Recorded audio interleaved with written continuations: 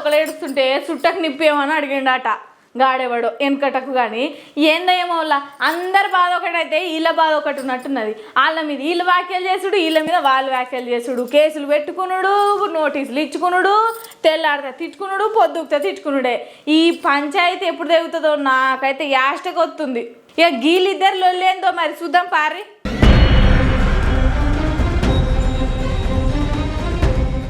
సినీ నటులు హేమ, కరాటే కళ్యాణి మధ్య వివాదం తారాస్థాయికి చేరింది. తమపైన తప్పుడు ప్రచారం చేస్తున్న సహచర నటి కరాటే కళ్యాణికి సినీ నటి హేమ నోటీసులు పంపించారు.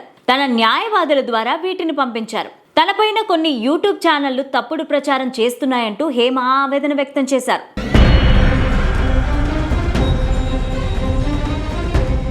తన గురించి నిరాధారమైన వార్తలు ప్రసారం చేస్తున్నారంటూ పలు యూట్యూబ్ ఛానళ్ల నిర్వాహకులను నటి హేమ లీగల్ నోటీసులు పంపించారు. వీరిలో నటి కరాటే కళ్యాణి కూడా ఉన్నారు.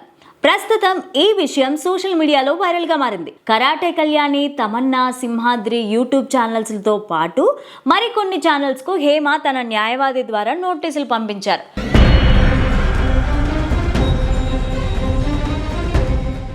తప్పుడు కథనాలపైన చట్టపరంగా చర్యలు తీసుకుంటామని హేమ తరపు న్యాయవాదులు అంటున్నారు. గతంలో హేమ బెంగళూరులోని ఒక రేవ్ పార్టీలో డ్రగ్స్ తీసుకున్నారనే ఆరోపణలతో అరెస్ట్ అయ్యారు. ఆ టైంలో చాలా మంది హేమ గురించి వివిధ రకాలైన వీడియోలు సృష్టించి యూట్యూబ్లో పోస్ట్ చేశారు.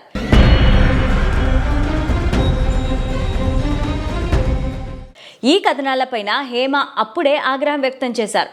తర్వాత బెయిల్ పైన విడుదలయ్యారు. వైద్య పరీక్షల్లో నెగిటివ్ అని తేలడంతో హేమకు ఊరట లభించింది. అయినప్పటికీ కొందరు తనపైన తప్పుడు ప్రచారం చేస్తున్నారంటూ హేమ ఆగ్రహం వ్యక్తం చేస్తూ చట్టపరమైన చర్యలు తీసుకునేందుకు వీలుగా లీగల్ నోటీసులు పంపించారు.